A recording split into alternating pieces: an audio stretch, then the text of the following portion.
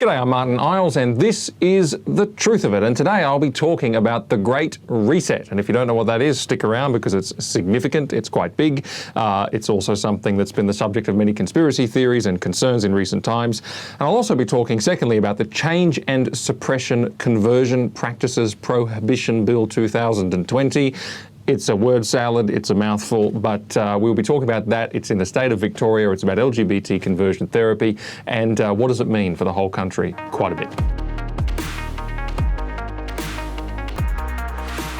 But first of all, I want to make a quick comment about the elephant in the room, which is the US election. I talked about it last week. A number of things have changed since then. I'm not ready to talk about it again until next week. The reason for that is it's really difficult to know what's going on until the court cases are actually filed. I don't want to comment about the PR. I don't want to comment about press conferences. I don't want to comment about politicking. I'm really just interested in the cases themselves, in the evidence that's being put forward and in the nature of what's going to actually be put into court, where the rubber meets the road and they're going to have to try and prove. That's what I'm interested in. And the reality is that right now there really doesn't seem to be anything in court that could change the election outcome. It all depends on Sydney Powell's the name of the attorney in question. It all depends on her promise to, quote, release the Kraken. Her comment that this was going to be a biblical case, a case that would allege fraud and allege hacking of the Dominion voting machines and the Smartmatic software and all the rest of it. Huge things have been said. She says she's going to file imminently, and that means if she does, one of two things is going to happen. Either it's all going to be in there like she promised, in which case we'll have a lot to talk about next week, or it's all going to be PR and no substance, in which case I'll certainly be, pretty annoyed about all of that, but we can cover that as well. Let's wait and see. I don't know. If evidence is there, we'll look at it. But for now, I think the wisest thing to do is wait and see. Otherwise, we risk getting caught up in the noise. Having said that, let's move on to another big global issue, which is the Great Reset. As I said, this has been quite topical of late. There's a lot of different theories swirling around. Some of them are verging on conspiratorial, but it's important to address it because it is real. It's not actually, the existence of it is not a conspiracy. Time magazine is running a Great Reset issue. The World Economic Forum is calling its next national annual meeting the Great Reset, and they've put out a paper called the Great Reset. It's very, very real. It's an actual thing, and it has meaning for all of us because it's got great influence at the area of global governance with world leaders and so on. But to understand the Great Reset, you first need to have some understanding of the World Economic Forum, or the WEF. This is a body, it's just an organisation, a not-for-profit. It's based in Geneva in Switzerland. It was founded by a bloke called Klaus Schwab in 1971, and basically in a nutshell, it is a think tank. It's a think tank kind of on steroids though. A think tank is kind of an organisation that produces research, and they put together research papers on areas that are relevant to government policy. So it might be research on tax rates and the impact it has on business, or it could be on, the nature, how many trees are in a suburb and what that does to happiness of the community or whatever. It could be any number of things. And they could put this research paper together, do all this original work, prove the whole bunch of things like a 20% tax rate is ideal, or 7 trees per square metre is ideal, or whatever. There'd be a lot of trees, but all that kind of stuff. And they go to government and say, here's our recommendations, here's our research. Some of these think tanks are quite influential and they can really influence government policy through the work that they do. The World Economic Forum is a bit like that, except that it's kind of enormous. It is global, for one thing, and also it's managed to get real influence with a lot of global figures, mostly world leaders, but also global business leaders, also figures like Prince Charles, Greta Thunberg, all these types, and a lot of celebrity types and everything as well. So it's quite a broad church, so to speak, and it brings all these people together at what they call these annual meetings. The annual meetings, in its own words, quote, bring together top leaders and shape global, regional and industry agendas. All that kind of blah, blah, blah wording is pretty common in everything that they write. It's boring. But in January 2020 of this year, about 3,000 of these so-called top leaders attended. They were mostly business people and they were mostly world leaders, politicians. It's influential enough to have informed political campaigns. So the phrase "Build Back Better," which was Joe Biden's, one of Joe Biden's slogans for the US presidency, is actually a phrase that comes out of the World Economic Forum and the work they've been doing. It was also used by Boris Johnson, the same 3 words in some of his work. Also, you can see the slogan appear on a lot of government department letterheads and communications they put out in research papers, everywhere from Canada to Pakistan, the OECD. Justin Trudeau, Prime Minister of Canada, made public statements using that Great Reset phrase and a few associated phrases. So it's a think tank with lots and lots of high-profile friends and very influential. It influences governments, it influences businesses, and it influences the way all these people think, because they get together and talk about this stuff and go away and do their own thing, and it's all lodged in their head. That brings me to the Great Reset. What exactly is it? Well, it's actually a project of the World Economic Forum. It is the title, as I said, of their next annual meeting in May 2021. It is also produced in a big document. It's full of many words that that are boring reading, and a lot of them are buzzwords and generalised and all the rest of it. It's just frankly excruciating. But some of the buzzwords it includes are things like change and transformation. It's always on about change and transformation. It wants to really change things. It wants to see that change and transformation in every country and every industry. So it's quite radical. And it wants to see that change and transformation shaped and brought on by the recovery from COVID-19 to reimagine economic systems and reimagine capitalism, as we shall see in just a moment. It's full of lots of PC stuff. There's lots of stuff about equality and sustainability, really heavy on climate change, really heavy. And also there's LGBT inclusion and all that stuff as well. Importantly, this is not just a document that is, or even a body, the World Economic Forum, that's all about governments. It's also all about the biggest businesses as well. It brings them into the agenda. And it does that by saying, businesses aren't just about business. Businesses are actually all about, making a better world. And businesses are all about politics. And businesses are all about leaving legacies and changing society. And we've seen that a lot in businesses lately, mostly with them becoming more and more woke and enforcing diversity and inclusion agendas. And you see like Rugby Australia sacking Israel Folau, and you see Qantas with all of their games that they play. We're seeing this a lot in business. Well, the World Economic Forum is inviting businesses into the fold and saying this is business and government, and we're all into this thing of making a better world. That's significant because we're about to see the World Economic Forum supports stuff that traditionally businesses would not embrace, but they've cleverly included business in the agenda. So that's very clever on their part. Now, all of that's very general. But there are times when people like Mr. Schwab himself, Klaus Schwab, are a lot clearer about their meaning, and they really distill what they want, and you can get a sense of what they really mean with a bit more clarity and a bit fewer words. One example is October the 22nd, Time magazine, an article by Klaus Schwab himself summarising a lot of his work and much of what the Great Reset stands for. And I'm going to just read some quotes and make comment. He says this, for example, he says, "A better economy is possible, but we need to reimagine capitalism to do it." What he really means is pitch out capitalism and put something in its place, but reimagine is a little bit more acceptable and genteel in the diplomatic world. He goes on to say, "The same economic system that created so much prosperity in the golden age of American capitalism in the 1950s and 1960s is now creating inequality and climate change." So in other words, capitalism's no longer any good. It was great, but no longer any good. And he says, "And the same political system, so not economic system, but now political system that enabled our global progress and democracy after World War II now contributes to societal discord and discontent.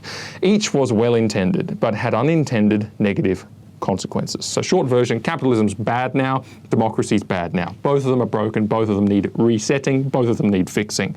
You can get a sense of where this is going. He says crazy things like evidence that democracy is now splintered and messed up is things like Black Lives Matter and the climate justice movement, which is insane because these things have not been birthed from belief in democracy or any of the ideals of democracy. These things have been set up as an antithesis to democracy. They're revolutionary movements that don't believe in democracy or don't believe in Western values or any of these things at all. And they've been set up and they're causing all this trouble. He's like, yeah, so you see what democracy does? See all the trouble it causes? No, these are anti-democratic movements.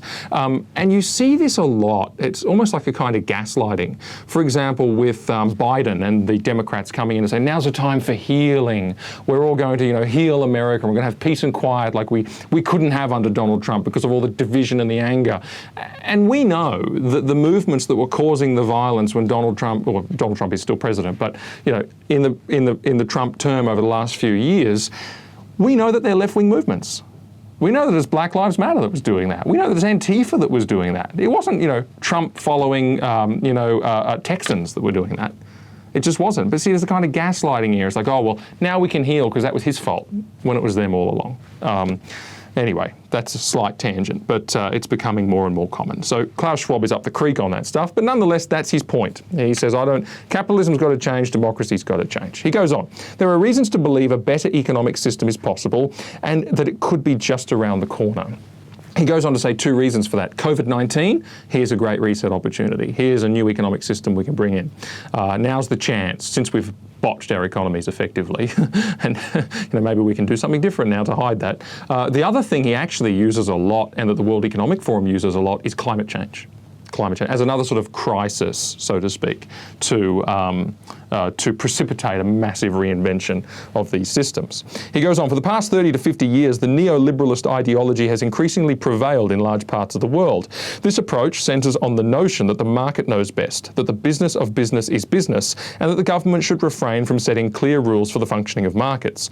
Those dogmatic beliefs have proved wrong, but fortunately we are not destined to follow them. Yeah, really? Okay. I would say that a lot of the debt trouble that Western countries are in right now isn't because of markets, but it's because of government interventions, like coronavirus. Seriously. But anyway, notice how he's saying that businesses, he's bringing them into the political realm. The business of business is no longer business, but something far greater. Join us, be part of this program.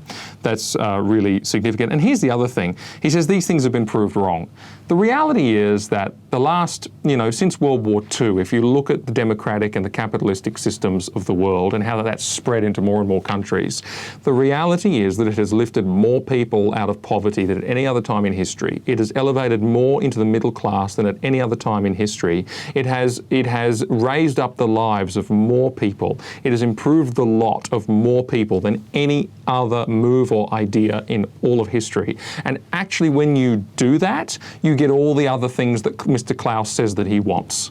You get, for example, far less emissions per capita with the technological advancement and with the change from a country from third world to developing to first world. You get all sorts of benefits. And he says, no, we don't want those benefits through the capitalistic tradition. We've got a better idea. That's important to note. Here's something far more telling. A video was released by the World Economic Forum, since deleted, interestingly, based on the notion of imagining life in 2030. It's a short video with a number of taglines. The first tagline that appears on the screen, and indeed the thumbnail of the video, was, "You'll own nothing and you'll be happy." Now here's a question. Who exactly is you? Who's owning nothing? I'll tell you this, it isn't Klaus. I'll tell you this, it's not the World Economic Forum. I'll tell you this, it's not the big businesses and big governments that are involved in the World Economic Forum. Oh no, but it's you. It's the little guy. You own nothing because someone is going to own something. That is pure communism, with an elite ruling class that oversees all things, and the little guy owns nothing and is meant to be happy. Doesn't work that way in practice. Great idea. The next line is, whatever you want, you will rent. And it makes my point. Who are you renting it from? Who are you paying? I thought we all own nothing. Someone owns the things. Someone made the things. Someone replaces the things. Someone is responsible for the things. It's just not you. It continues. The US won't be the world's leading superpower. In other words, and it goes on to say, it will be a coalition of nations. So it will be a multinational government. That's what will dominate. Right. As if that could possibly go wrong. And again, if America's not the superpower, I mean, what, do we want China to be the superpower? Do we think that'll go well? I mean, this is sort of the world government stuff. It's idealism. It says you'll eat much less meat, an occasional treat, not a staple. So in other words, someone is now telling me what I can eat. Someone's now telling people what kind of meat they can grow and how they can distribute it, and they're controlling food production, supply, and what you put into your mouth. Surprise. I guess if you don't own anything and you're dependent on the government who owns everything to rent stuff from, why not let them define what your diet is? It goes on, 1 billion people will be displaced by climate change. We'll have to do a better job at welcoming and integrating refugees. Okay, the first part of that statement, false. 1 billion people will not be displaced by climate change. But even if climate change was happening of that nature, there's plenty of work been done to show that the best way to deal with it is technological advance, and actually have the technology to deal with it. People can live anywhere with the right technology. People can handle anything with the right technology. And it's technological advance that will do it. But no, they say instead we're going to have to welcome and integrate refugees. And what this is based on effectively, and frankly a lot of countries do a great job welcoming and integrating refugees. They just do it in a sustainable way. But of course this is based on the idea that all cultures are a relativistic view of culture. That there's no culture that's better than another. There's no values that are better than others. No country has gotten further ahead because of its values and its culture, which are good. And therefore, to dilute that doesn't matter. Doesn't matter. It is to, and you'll go on to see that they don't believe in Western values. And so that's really what they're after. They want the Western world to be overwhelmed by cultures from the developing world quickly so that they no longer exist. It says polluters will have to pay to emit carbon dioxide. There will be a global price on carbon. Again, I say levied by whom? Who gets the carbon price? Well, not you, because you don't own anything. No, the carbon price will go to the people who own the stuff, and they'll get fatter and they'll get richer. And at whose expense will that be? Yours, who doesn't own anything. Because that's what happens. The carbon price filters down to everything else. It increases the prices of everything. They actually say this, Western values will have been tested to the breaking point, which goes in with what Klaus was saying before about the fact that Western values, democracy, capitalism and all that are on the way out. They no longer work. What are Western values? Well, do you know, it's interesting. Western values, at the very least, are freedoms. Freedom of movement, freedom of speech, freedom of conscience, freedom of religion, freedom of assembly, freedom of protest, that sort of thing. At least people agree on that. Okay, so freedoms. I'll tell you what else people basically agree on is that Christianity, or a form of it, is universally considered to be a Western value. But that'll have been tested to breaking point. Old hat now. Who needs the freedoms? Who needs the Christianity? New system. Well, finally, let me read quickly a couple of quotes from an article published by the World Economic Forum, How Life Could Change in My City by the Year 2030. This is hair-raising. It says, welcome to the year 2030. Welcome to my city, or should I say our city. I don't own anything. I don't own a car. I don't own a house. I don't own any appliances or clothes. It might seem odd to you, but it makes perfect sense for us in this city. Everything you considered a product has now become a service. We have access to transportation, accommodation, food, and all the things we need in our daily lives. One by one, all these things became free, so it ended up not making sense for us to own much. Now again, someone created that stuff. Someone has power over that stuff. Someone takes the rent for that stuff, as it said in the last list. Someone developed it. Someone repairs it. It's just that you don't own it. You don't own it. Someone's getting rich off it. Once in a while, now note this is how it closes. Once in a while, I get annoyed about the fact that I have no real privacy. Nowhere I can go and not be registered. I know that somewhere, everything I do, think, and dream of is recorded. I just hope that nobody will use it against me. I mean, that's just 1984 out in the open. It's not even hidden. So you're going to be tracked. Everything you think, everything you dream of, everywhere you go will be registered. You will be... So I wasn't wrong, was I, when I said, oh, it's just you that won't own it. It's just that you that pays all the money. It's just you that has your life control to the point of whether you can eat your meat or not. It's just you now that is tracked and watched and followed. This is pure communism. Notice, all in all, it's a good life, much better than the path we were on, where it became so clear that we could not continue with the same model of growth. We had all these terrible things happening: lifestyle diseases, climate change, the refugee crisis, environmental degradation, completely congested cities, water pollution, air pollution, social unrest and employment. We lost way too many people before we realised that we could do things differently. It's utopian. It'll solve the fact that there's countries in the world from which people want to flee because of war. We're going to end wars. Have you heard that before? We're going to have world peace. There's going to be no refugee movements. We're going to get rid of diseases. I mean, for heaven's sake. We're going to get rid of climate change, as if that's within our power. I mean, it's utopian, communistic. Now, here's the thing. Is this a conspiracy theory? I don't know. I mean, I should say just no. I was going to say I don't think it is, and then I said no, and it sounded like I said I don't know. That's not what I meant. I don't think it is. It's a real idea by a real bloke and a real entity. The problem is that entity happens to be sort of the hobnobbing place of many world leaders and business leaders, and these ideas are going to be rubbing off on them. Now, I hope that our government has the good sense to resist this. I don't have a lot of confidence, because the thing is, there's not many Donald Trumps in the world who are not part of this establishment class who have to pander to their friends in the political world, right? That have to be seen to pay credence to this stuff because their future and their politics and their lives depend on it. Trump was a true outsider, and that's why they didn't like him. We don't have many of those figures. And this shows us how these people at the very top in these global institutions, how they are thinking. They actually are Marxists and or communists and or something a little bit like both of those things, whatever word you want to give it, centralized government people. They are that kind of person. This is what they believe. They believe in the power of themselves and their own ideas to make a utopia that puts people into a position of total control. Total being controlled, that is. And here's the thing.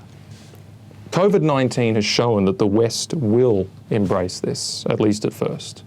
In exchange for a sense of safety and security, and for handouts from the government, and for the odd footy match where we have state of origin with 50,000, and yet we can't even go to a church with all of our friends at church, not allowed to do that, but a 50,000 footy match is fine. For that, we will give up most things.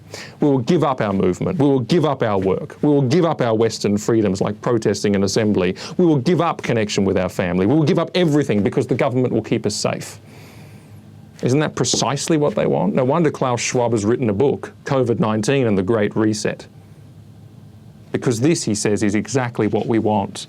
And that was what we did for a disease with a 99.9-something% survival rate for young people and a high 90% survival rate for old people.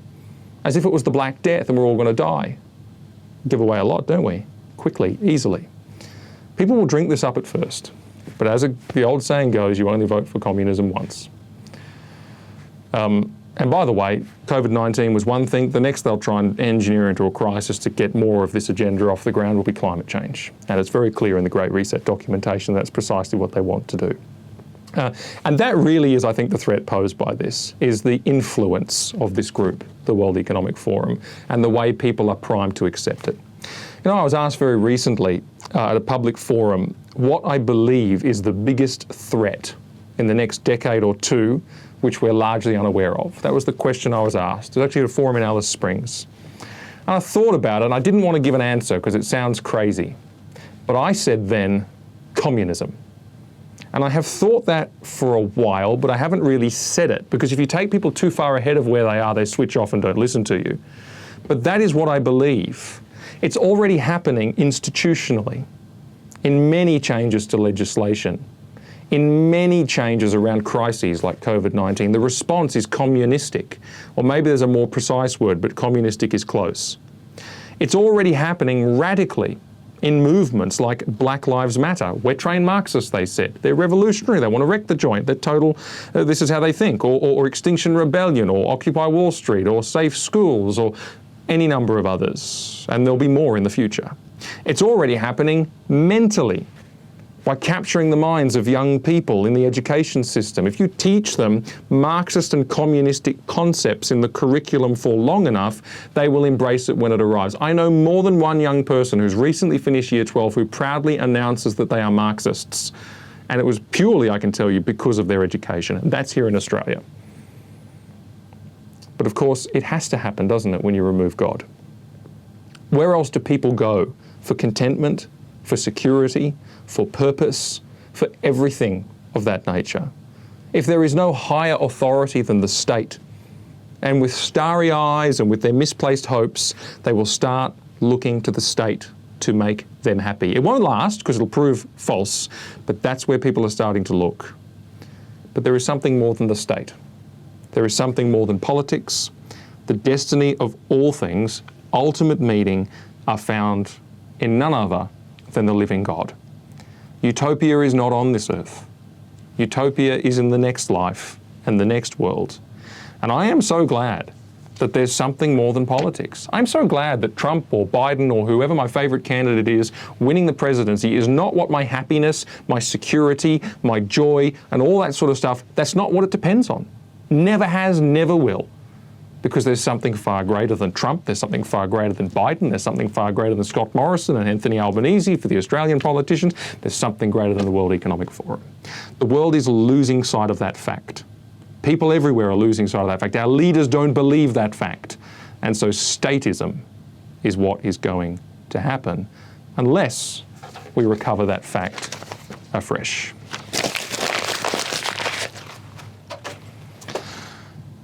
All right, second up, I'm going to be talking about the Change and Suppression Conversion Practices Prohibition Bill 2020. A word salad, a mouthful, but it is effectively this issue of LGBT conversion therapy. That is the name of a bill that is introduced this week into the Victorian Parliament. Victoria is the second most popular state of Australia for those watching from overseas.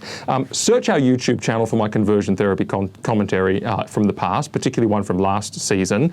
But I want to speak about it again with extra clarity because Victoria has raised the bar with this latest bill introduced into the Parliament this week. I've read a lot about the bill. I haven't read the detail of the bill, but I'm pretty sure I understand what's in it based on what I've read about it and the information we've been given.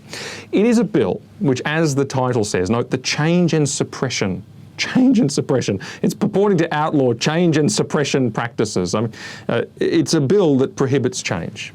It's a bill that prohibits suppression, and the other word in there is a bill that prohibits conversion. Now, it will be falsely marketed as a bill that prohibits torture and coercion and abuse. And it'll be falsely justified based on a report that was given to the Victorian government by the Human Rights Law Centre and La Trobe University, which claims that such things are rife in Christian and religious communities, that is, torture, coercion and abuse. I quote from the report, "Harmful conversion practices emerged in conservative Christian communities in the 1970s. Our research suggests that conversion practices and ideologies are being mainstreamed within particular Christian churches. Conversion activities can constitute torture or cruel, inhuman and degrading treatment, particularly when they are administered through force or to children." They go on to make the outrageous claim that up to 10% of LGBT Australians are vulnerable to these harmful practices, that is torture and etc., degrading treatment, cruelty, because 10% of Australians attend religious institutions like Protestant churches. I mean, it's a huge leap. Let me be clear, these are lies. Abusive, coercive treatments of LGBT people were as much a part of mainstream medicine as they were of any religious communities. These things were done in government institutions. But there's a bigger issue. None of these things are happening anywhere in Australia today. Full stop, end of story. It's a sham. It isn't even true. In fact, successive governments have admitted that. Queensland admitted it. South Australia's admitted it. The ACT have admitted it. Not happening. No evidence. So what does the bill do? Well, I go back to where I was a moment ago. What does it actually do? The words change, suppression, conversion. Those words are important. And examples that are given in the aforementioned report include churches that state, quote, change is possible. Churches that have a, quote, welcoming but not affirming stance. Churches that are, quote, saturated with an exclusively heterosexual ideology. As if sexuality is an ideology, right? It's called biology, creation. The idea that same-sex attracted people are committed to celibacy. Discussions in faith-based settings between freely consenting adults. Scripture reading. Prayer. Let me be clear. These things could constitute crimes punishable by imprisonment. We asked during a briefing with the government a few questions. We asked whether a parent with a gender dysphoric child would be engaging in criminality for encouraging their child to embrace their biological sex. They couldn't give us an answer. So a parent who is apprehensive about putting their child on hormones and potentially ruining their life by chopping up their body for who is apprehensive about that for good common sense and scientific reasons, namely that most children grow out of it, they might be criminalising themselves. We ask whether a fully mature, grown adult could voluntarily seek support from like-minded individuals, or maybe a pastor or a counsellor. Now, these group sessions where people who get together, who want to get together, they happen. You know, if they want to control their LGBT inclinations, because that's what they want for themselves. Again, the government couldn't give an answer. Would they be encouraging criminality? So apparently anyone can live out their identity without judgment or restriction unless they're a Christian. Right? If you want to live as a Christian first, you can't. You can't seek the help that would allow that, because that would be encouraging criminals. That's not to mention medical practitioners who don't want to rush to affirmation but want to check for underlying causes. That's not to mention pastors who just preach the Bible. There's a number of other scenarios I could come up with, all concerning. I mean, the question that arises to me is, who does the Victorian government even think that they are?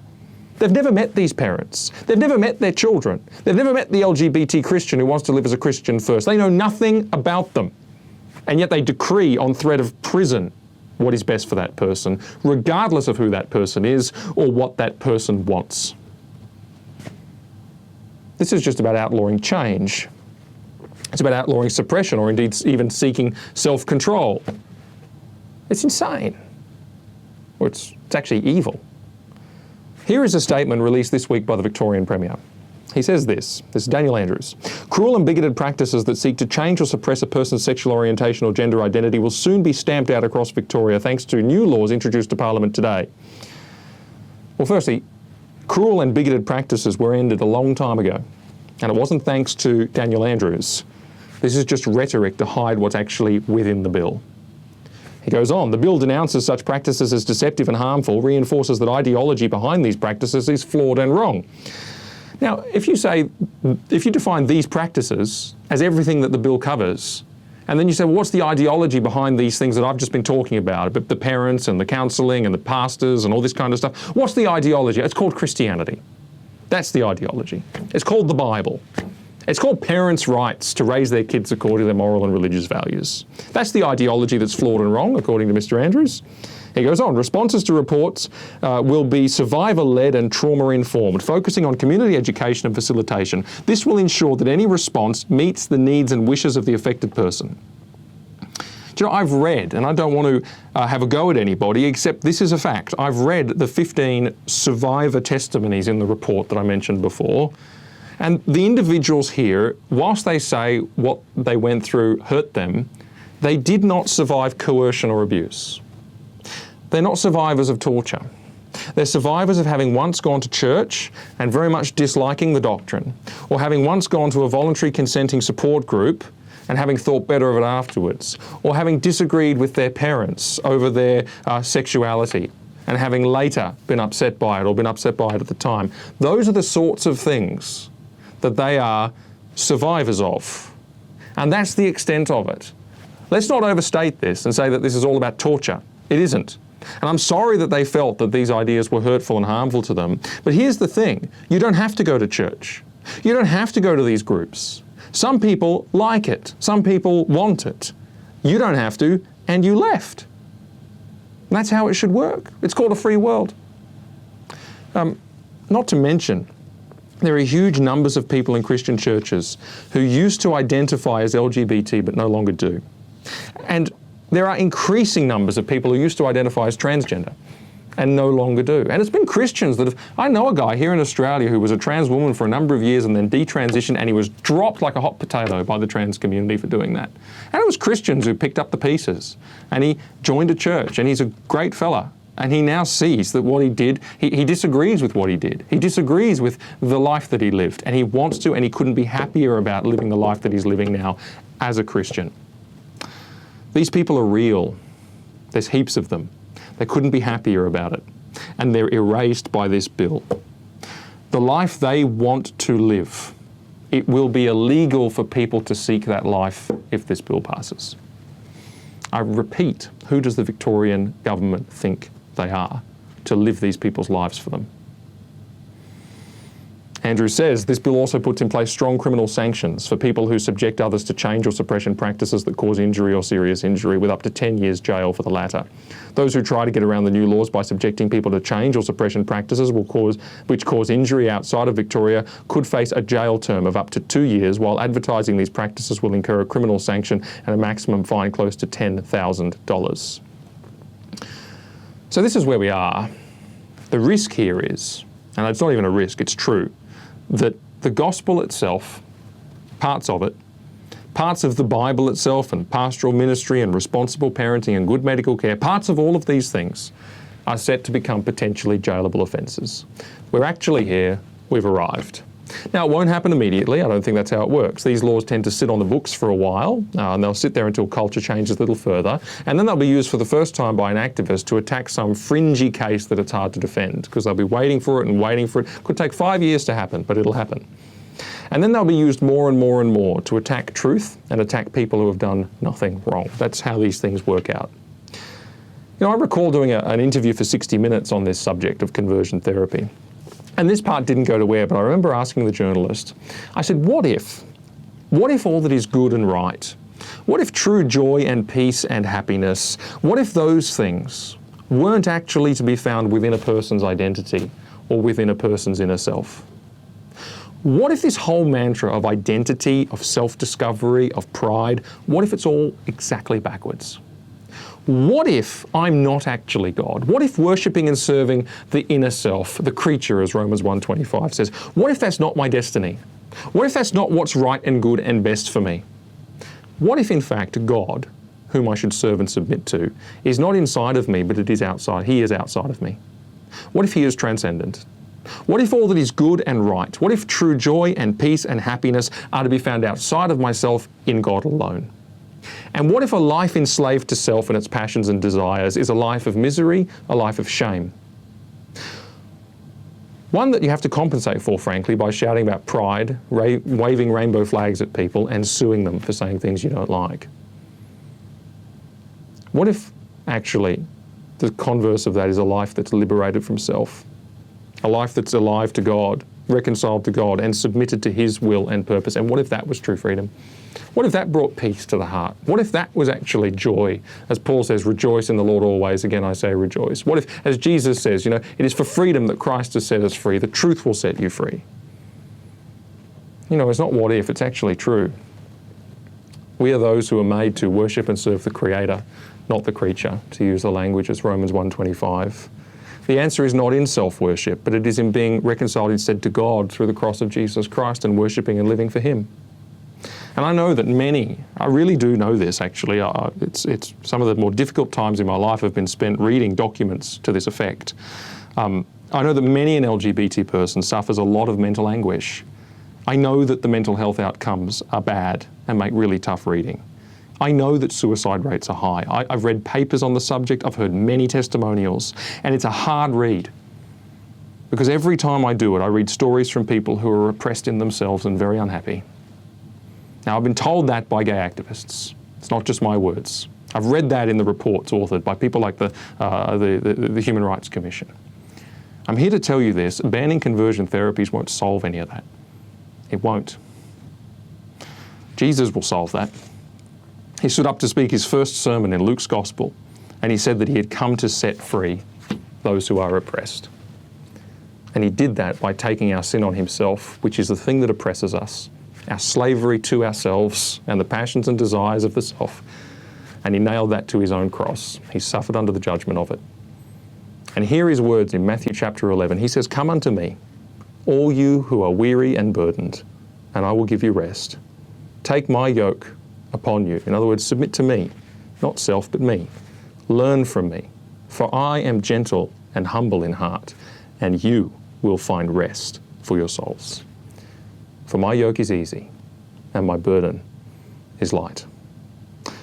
Now that's the truth. And if Daniel Andrews wants to call that bigoted quackery and wants to send me to jail for it, well, I guess I'll have to go to jail with half the Christians in Victoria, because there is no way you can expunge that message and that truth, because it is the gospel and it's never been expunged before, despite people's best efforts.